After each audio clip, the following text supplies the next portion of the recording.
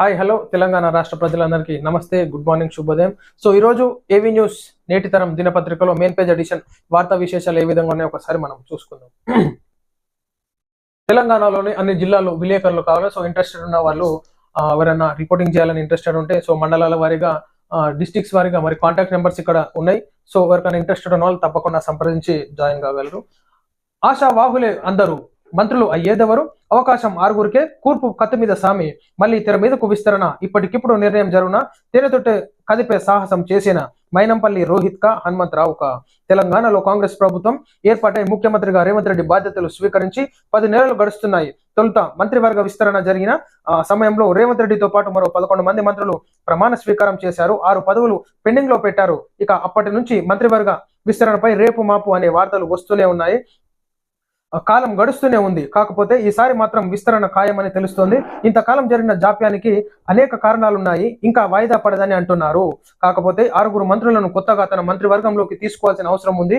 ఆశావాహులు అనేక మంది ఎమ్మెల్యేలు ఉన్నారు. కానీ ఖాళీలు 6 ఉండడంతో మంత్రి పదవులు ఎవరికి దక్కుతున్నాయేమో అని సర్వత్రా ఉత్కంఠం నెలకొంది. కాలం గడుస్తున్న కొద్ది కొత్త పేర్లు తెర మీదకు వస్తున్నాయి. పార్లమెంటు ఎన్నికల ముందు ఇప్పుడు ఆశావాహుల సంఖ్య పెరిగిందన్నారు. అధిష్టానం వద్ద లాబింగ్ కాగా వార్తలు వస్తున్నాయి. ముఖ్యమంత్రి రేవంత్ రెడ్డి చెప్పిన వారికి చేర్పులు ఖాయమవుతున్నాయి అంటున్నారు. ఇప్పుడు పరిస్థితుల్లో రేవంత్ రెడ్డి సిఫారులే తప్ప మరే ఇతర సీనియర్లకు పెద్దగా ప్రాధాన్యత లభించడం లేదు. గతంలో ఉమ్మడి రాష్ట్రంలో పదవుల కోసం నాయకులు ఎప్పుడు ఢిల్లీలో ఉంటూ ఉండేవారు. ఏకే ఫ్లైట్ డిగే ఫ్లైట్ అన్నట్లు పదవుల కోసం ఢిల్లీకి చక్కర్లు కొడుతూ ఉండేవారు. ఎంతో కొంత సీనియర్ల హవా బాగానే సాగేది. కానీ కాలం మారింది. కాంగ్రెస్ లో కూడా మార్పు వచ్చింది. సో ఖచ్చితంగా ఈనాడు ఏదైతే 6 మంత్రిత్వ శాఖలు ఉన్నాయో అది పెండింగ్ లో ఉన్నాయి కాబట్టి అది పూర్తి చేయాలి. ఇంకా తెలంగాణ రాష్ట్రం ఎదుగుదల పైన, డెవలప్మెంట్ పైన ఆ దిశగా ఫోకస్ చేయాలి. కాబట్టి ఈనాడు పార్టీలో లాబింగ్లు జరుగుతున్నాయి. నాకంటూ ఎమ్మెల్యేలు ముందుకు వస్తున్నారు. కాబట్టి ఈనాడు మంత్రిత్వ శాఖలో 6 స్థానాలు ఖాళీగా ఉన్నాయి. సో అది భర్తీ చేయాలి. మరి ఢిల్లీకి కూడా రేవంత్ రెడ్డి గారు వెళ్ళడం జరిగింది. సో ఈ భర్తీలు చేసే విధంగా అదే విధంగా కాంగ్రెస్ పార్టీ తెలంగాణ రాష్ట్రంలో పటిష్టతంపై నాయకుల గురించి అదేవిధంగా తెలంగాణ స్టేట్ డెవలప్మెంట్ లో భాగంగా ఏ దిశగా ముందుకు వెళ్ళని దిశానిర్దేశం చేసుకుంటూ అదేవిధంగా సోనియా గాంధీ, రాహుల్ గాంధీ, మల్లికార్జున ఖర్గే గారు కూడా కలిసి రాహుల్ గాంధీ గారు అయితే పర్యటనలో ఉన్నారు. కానీ సోనియా గాంధీని మరి అదేవిధంగా మల్లికార్జున ఖర్గే గారికి కూడా అపాయింట్మెంట్ తీసుకోవడం జరిగింది. సో ఏ విధంగా ముందుకు వెళ్తారో ఒకసారి మనం చూసుకోవాలి. కేసీఆర్ అవినీతిపై కాంగ్రెస్ మౌనం, బీజేపీ అధికారంలో ఉంటే ఆ అంకుశం దింపేది. కేంద్ర మంత్రి బండి సంజయ్ వ్యాఖ్యలు. మాజీ ముఖ్యమంత్రి బీఆర్ఎస్ అధినేత కేసీఆర్ అవినీతి విషయంలో కాంగ్రెస్ ప్రభుత్వం ఉదానీసంగా ఉంటోందని సీఎం రేవంత్ పై కేంద్ర మంత్రి బండి సంజయ్ తీవ్ర స్థాయిలో విరుచుకుపడ్డారు. బుధవారం రంగారెడ్డి జిల్లాలో పార్టీ సభ్యత నమోదు కార్యక్రమంలో మాట్లాడుతూ కేసీఆర్ కుటుంబాన్ని జైల్లో వేయడం సీఎం రేవంత్ రెడ్డికి సాధ్యం కావడం లేదన్నారు. మీరెందుకు వేయలేదు బండి సంజయ్ అన్న? మీరెందుకు వేయలేదు? ఆ ముచ్చట ఎప్పురు ఫస్ట్. మీకు కాళేశ్వరం స్కాము దొంగలు లంగలు తిట్టిన దొంగలు లంగలను కాళేశ్వరం స్కామ్ లో ఎందుకు అరెస్ట్ చేసి చేపియలే? లిక్కర్ స్కామ్ లో కవిత తప్పు చేసిందని కవితను ఎందుకు అరెస్ట్ చేపియలే? కేంద్ర ప్రభుత్వంలో బీజేపీ ఉంది కదా. ఈ గేమ్లన్నీ, ఈ డ్రామాలన్నీ సామాన్య ప్రజలకు తెలియకుండొచ్చు. మీరు ఎందుకు అరెస్ట్ చేయాలి? ఆ మాట ఎప్పుడు ఫస్ట్. నేరస్తులకు పోలీసులు అంటే వణుకు పుట్టాలి. ఈ ఏడాదిలోగా మరో 35,000 ఉద్యోగాలు భర్తీ. పటిష్టంగా Telangana public service commission friendly పోలీసులతో పాటు అవినీతి భరతం పట్టాల్సింది. మూసి ఆక్రమణలు సమూలంగా తొలగిస్తాం. పేదలకు మరో చోట డబుల్ ఇల్లు ఇస్తాం. చెరువులు ఆక్రమణదారులను జైలుకు పంపిస్తాం. హైడ్రాపై విమర్శలను సహించేది లేదు. ఎస్ఐల పాసింగ్ అవుట్ పరేడ్ లో సీఎం రేవంత్ రెడ్డి ఉద్ఘాటన. ఖచ్చితంగా ఈనాడు తెలంగాణ రాష్ట్రంలో ఏదైతే ఆక్రమణలకు గురైనటువంటి అక్రమంగా కబ్జాలు చేసి ఆ విల్లాలు, FTL జోన్లలో, బఫర్ జోన్లలో కన్స్ట్రక్ట్ చేసడం ఖచ్చితంగా వాటన్నిటిని నిర్మూలించేది వెళ్తాం. నిరుపేదలు ఎవరైతే ఉన్నారో నాళాలపైన ఉన్నటువంటి దౌర్జన్యంగా నాయకులు కబ్జాలు చేసి నిరుపేదలకి అమ్మినటువంటి సిచ్యువేషన్స్ లో పేదలకి తప్పకుండా వేరే జాగాలలో స్థానాన్ని కల్పించి డబుల్ బెడ్రూమ్ ఇల్లేమో అదే విధంగా కల్పించడము చేస్తాం తప్ప ఈ హైడ్రాను మాత్రం ఆపేటటువంటి ప్రసక్తి లేదన్నట్టుగా రేవంత్ రెడ్డి గారు చెప్పడం జరిగింది. సో ఖచ్చితంగా ఇదే విధంగా హైడ్రా ముందుకు వెళ్ళాలి. చెరువుల పునరుద్ధరణకు శ్రీకారం చుట్టాలి. ఎక్కడ ఫుల్ స్టాప్ పెట్టి ఆగిపోయేటటువంటి ప్రసక్తి కూడా ఉంటుందని చెప్పేసి కోరుదాం. కాకపోతే నిరుపేదలకి ఖచ్చితంగా గృహాలను కల్పించాలి. ఆ నాలాల పక్కన ఉన్నటువంటి వారి నిరుపేదలని అకస్మాత్తుగా వాళ్ళని తొలగించేస్తే వాళ్ళు చెట్ల కింద ఆడిడ ఉండాల్సి వస్తుంది. కాబట్టి ఖచ్చితంగా ఈ నిర్ణయం మంచి నిర్ణయం అని చెప్పేసి రేవంత్ రెడ్డి గారిని కోరుతా ఉన్నాను.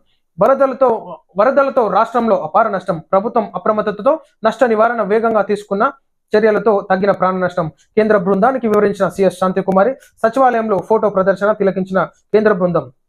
సో ఈనాడు తెలంగాణ రాష్ట్రంలో ప్రతి ఏదైతే డిజాస్టర్ ఫోర్స్ ఉన్నాయో ఖచ్చితంగా వాళ్ళకి హ్యాట్స్ ఆఫ్ చెప్పాలి. ఎందుకంటే ఈనాడు తెలంగాణ రాష్ట్రంలో వరదల ఉధృతికి భారీగా ప్రాణ నష్టం కూడా జరిగేది. ముందస్తుగా జాగ్రత్తలు తీసుకోవడంతో ఈనాడు ఖమ్మంలో ఏ విధంగా జరిగిందో ఒకసారి మనం చూసుకోవచ్చు. సో ముందస్తుగా అలర్టర్లు జారీ చేయడం కానీ, సోషల్ మీడియాలో యాక్టివ్ చేస్తూ పబ్లిక్ ని మోటివేట్ చేస్తూ వారికి ఎప్పటికప్పుడు పోలీసులు సహకారాన్ని అందిస్తూ ఉన్నటువంటి అక్కడ ఆస్తి నష్టం, ప్రాణ నష్టం జరిగింది. కాబట్టి ఇటకేలకు ఈనాడు వరదలతో ముంపు గ్రామాలు ఏవైతున్నాయో కేంద్ర ప్రభుత్వానికి కూడా నివేదికను అందించడం జరిగింది. తప్పకుండా ఇటువంటి నిరుపేదలను తప్పకుండా ఆదుకోవాలని చెప్పేసి కోరుతున్నాం. అదేవిధంగా సీఎం రేవంత్ తో ఏపీ డిప్యూటీ సీఎం భేటీ, వరద బాధితుల కోసం ₹1 కోటి చెక్ అందజేత. ఆంధ్రప్రదేశ్ ఉప ముఖ్యమంత్రి పవన్ కళ్యాణ్ తెలంగాణ ముఖ్యమంత్రి రేవంత్ రెడ్డిని కలిశారు. బుధవారం నాడు హైదరాబాద్ వచ్చిన ఆయన జూబ్లీహిల్స్ లోని సీఎం రేవంత్ రెడ్డి నివాసానికి వెళ్లారు. అక్కడ సీఎం ను కలిశారు. తెలంగాణ భారీ వర్షాలు, వరదల కారణంగా నష్టపోయిన వారికి అండగా నిలుస్తూ పవన్ కళ్యాణ్ ₹1 కోటి విరాళం ప్రకటించిన విషయం తెలిసిందే. ఈ ₹1 కోటి విరాళాన్ని సీఎం రేవంత్ రెడ్డికి అందజేశారు. So Pawan Kalyan, AP deputy CM Pawan Kalyan గారు జగన్ గారికి మరి ₹1 కోటి చెక్కును అందజేసి తన వంతు సాయంగా ఉదారతను చాటుకోవడం జరిగింది. ఇదే విధంగా నాయకులు కూడా అందరూ ముందుకు రావాలని కోరుకుంటున్నాం. గచ్చిబౌలిలో రేవ్ పార్టీ భగ్నం, 18 మంది యువకులు అరెస్ట్. హైదరాబాద్ నగరంలో గచ్చిబౌలి పోలీస్ స్టేషన్ పరిధిలోని ఓ గెస్ట్ హౌస్ లో రేవ్ పార్టీని మాదాపూర్ ఎస్ఓటి పోలీసులు భగ్నం చేశారు. 18 మంది యువకులను అదుపులోకి తీసుకున్నారు. ఖచ్చితంగా ఇటువంటి రేవ్ పార్టీలు నిర్వహించే యజమానులపైన, హోటల్ యజమానులపైన హోటల్స్ కూడా సీజ్ చేయాలి. ఏ విధంగా పర్మిషన్స్ ఇస్తే ఇష్టానుసారంగా మాదక ద్రవ్యాలు వాడడం, డ్రగ్స్ వాడడం ఈ విధంగా ఉంటుంది. సో యువత కూడా పాడైపోతున్నారు. కాబట్టి రేవ్ పార్టీలను టోటల్ గా బ్యాన్ చేయాలి. ఇంకా కొనసాగితే యువత కూడా ప్రమాదంలోకి వెళ్ళేటటువంటి ఛాన్సెస్ ఉన్నాయి. కాబట్టి ఎస్ఓటి పోలీసులు అయితేనే అధికారులు కూడా వీళ్ళ మీద యాక్షన్ తీసుకోవాలి. ఏదో కౌన్సిలింగ్ ఇచ్చి పంపించడము ఈ విధంగా చేస్తే మరలా రిపీట్ అయితేనే ఉంటది. ఖచ్చితంగా చర్యలు తీసుకోవాలి. గాల్లో దీపంలా తెలంగాణ విద్యా వ్యవస్థ, ఎక్స్ లో పోస్ట్ చేసిన మంత్రి కేటీఆర్. కాంగ్రెస్ పాలనలో విద్యా వ్యవస్థ గాల్లో దీపంలా మారిందని బీఆర్ఎస్ వర్కింగ్ ప్రెసిడెంట్ కేటీఆర్ అన్నారు. మీరు ఉన్నప్పుడైతే మొత్తం తలతల మెరిసిపోయినాయి. ఏ స్కూల్లో ఎక్కడ చూసినా టీచర్లు. సారీ కేటీఆర్ అన్న ఆలోచించాలి. ఆనాడు మనం చూసిన బాసరా ఐఐటీలో ఏ విధంగా జరిగింది, ఏ విధంగా విద్యార్థులు చనిపోయినారో, ఆత్మహత్యలు చేసుకోవడము. ఇప్పుడు నువ్వు చెప్తున్నావే నీతి సూక్తులు. సార్లు లేని బడులు, లెక్చర్లు లేని కాలేజీలు, చివరకు చాక్ పీసులు, డస్టర్లు లేని స్కూళ్లు, అద్దె చెల్లించలేదని కాలేజీలకి తాళాలు, రోడ్లపైకి విద్యార్థులు తెలంగాణలో కనిపిస్తున్నారని తెలిపారు. ఈ మేరకు ట్విట్టర్ ద్వారా కేటీఆర్ స్పందించారు. తెలంగాణలో విద్యా వ్యవస్థలో ఉన్న సమస్యలకు సంబంధించిన పలు వార్తలు, కథనాలను షేర్ చేశారు. ట్విట్టర్ లో షేర్ చేసిందట. అన్న మీరు ఉన్నటువంటి 10 years 2 టర్ములు రూల్ చేసిరు కదా, మీరు ఎందుకు చక్కదిద్దలేకపోయినారు? స్కూళ్ళని, హాస్పిటల్ అని, చాక్ పీసులు లేకపోయా, టీచర్లు వస్తే పిల్లలు రారు, పిల్లలు వస్తే టీచర్లు రారు. ఎక్స్ప్లెయిన్ చేద్దామంటే ఒక్కొక్కటే తరగతి గదిలో 1 నుంచి 5వ తరగతి వరకు, ఒక్క తరగతి గదిలో 5వ తరగతి వరకు పిల్లలకి ఎట్లా ఎక్స్ప్లెయిన్ చేస్తే ఒకసారి నువ్వు చూపిరాదే. మీ కొడుకు కూడా గట్లనే చదువుకుంటున్నా. ఒకటే తరగతిలో 5 మంది తరగతిలో పిల్లలు కూర్చుంటారు. ఏమన్నా మీరు దీన్ని చక్కదిద్దితే ఈనాడు ఉన్నటువంటి కొత్తగా వచ్చినటువంటి గవర్నమెంట్ దాన్ని అదే లెవెల్గా మెయింటైన్ చేసుకుంటూ పోతుంది. అది విమర్శించే ముందు ఒకసారి మనం ఏం చేసినామో అని కూడా ఆలోచించుకోవాలి. బీఆర్ఎస్ హయాంలో ప్రభుత్వంలో ఉన్నప్పుడు మార్చి కల్లా 4000 మెగావాట్ల ఉత్పత్తి, భూ నిర్వాసితులకు తక్షణం పరిహారం, ప్లాంట్ వరకు 4 లైన్ల రహదారి నిర్మాణం, యాదాద్రి పవర్ ప్లాంట్ పనులు మంత్రులు సమీక్ష. యాదాద్రి పవర్ ప్లాంట్ ప్రాజెక్టు కోసం భూమి కోల్పోయిన వారిని మనం గౌరవించాలి. డిప్యూటీ సీఎం బట్టి విక్రమార్క అన్నారు. మహోన్నత ఆశయం కోసం వారు భూమిని త్యాగం చేశారు. ప్రాజెక్టు ప్రారంభమయ్యేలా అర్హులైన వారికి శిక్షణ ఇచ్చి ఉద్యోగ అవకాశాలు కల్పించాలని డిప్యూటీ సీఎం బట్టి విక్రమార్క అన్నారు. ఖచ్చితంగా ఏదైతే భూములు కోల్పోయినారో రైతులు వారికి అదనంగా మరి ఇల్లులు ఎక్కడన్నా గ్రాంట్ చేస్తూ వారికి అదే విధంగా వాళ్ళ పిల్లలు చదువుకునే వాళ్ళు ఉంటే ఉద్యోగానికి ట్రైనింగ్ ఇస్తూ వాళ్ళకి ఉద్యోగ అవకాశాలు కూడా ఇవ్వాలని చెప్పేసి నేను కోరుతా ఉన్నాను. ఖచ్చితంగా అధికారులు కూడా ఈ విధంగా నిర్ణయం తీసుకుంటేనే వారిని ఆదుకున్న వాళ్ళం అవుతామని చెప్పేసి కోరడం జరుగుతుంది. జిహెచ్ఎంసీ పరిధిలో 262 అక్రమ నిర్మాణాలు నేలమట్టం, 23 ప్రాంతాలలో కూల్చివేతలు, 111.72 ఎకరాల భూమి స్వాధీనం. ప్రభుత్వానికి నివేదించిన హైడ్రా. ఇప్పుడు హైడ్రా ఈ విధంగా చేస్తుంది. అక్రమార్కుల గుండెల్లో వణుకు పుడుతుంది. ఎక్కడైతే కబ్జాలు చేసి నిరుపేదల కమ్మిరో మళ్ళీ వాళ్ళకి రీపే చేయాలి.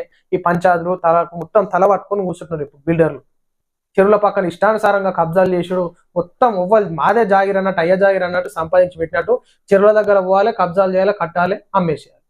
ఇప్పుడు వణుకు పుడుతుంది. మళ్ళీ ఏడ పైసలు కట్టాలి, రీపేలు చేయాలి, కేసులు, కోర్టులు, తిరుగుడు, మొత్తం బొమ్మరీలు గులగట్టినట్టే ఉంది కథ. ఆసుపత్రుల్లో మందుల కొరత, వ్యాధులు విజృంభిస్తున్నా చలనం లేదు. మండిపడ్డ ఎంపీ ఈటల రాజేందర్. ప్రభుత్వ ఆసుపత్రుల్లో మందుల కొరతతో పాటు సిబ్బంది సమస్యలు బాగా ఉన్నాయని ఎంపీ ఈటల రాజేందర్ అన్నాడు. వీటిపై కాంగ్రెస్ ప్రభుత్వం నోరు మెదపడం లేదని అన్నారు. బుధవారం నల్గొండ బీజేపీ కార్యాలయంలో జరిగిన సభ్యత్వ నమోదును ఆయన ప్రారంభించారు. ఖచ్చితంగా ఈనాడు గవర్నమెంట్ హాస్పిటల్లో చికిత్సలు చేయించుకోవాలంటే ప్రజలు భయపడుతున్నారు.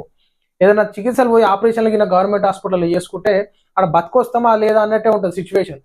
ఇక ఆడ ట్రీట్మెంట్ చేసుకుంటే మందులేమో బయటకు వెళ్ళి తెచ్చుకోవాలి. కథ గట్లుంటుంది.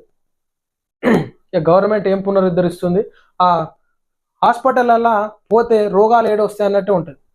పేషెంట్లను చూడనీయకపోతే ఆడ పరిసరాలు అయితే మరి దారుణంగా ఉంటాయి, బాత్రూంలో గడుతుంది.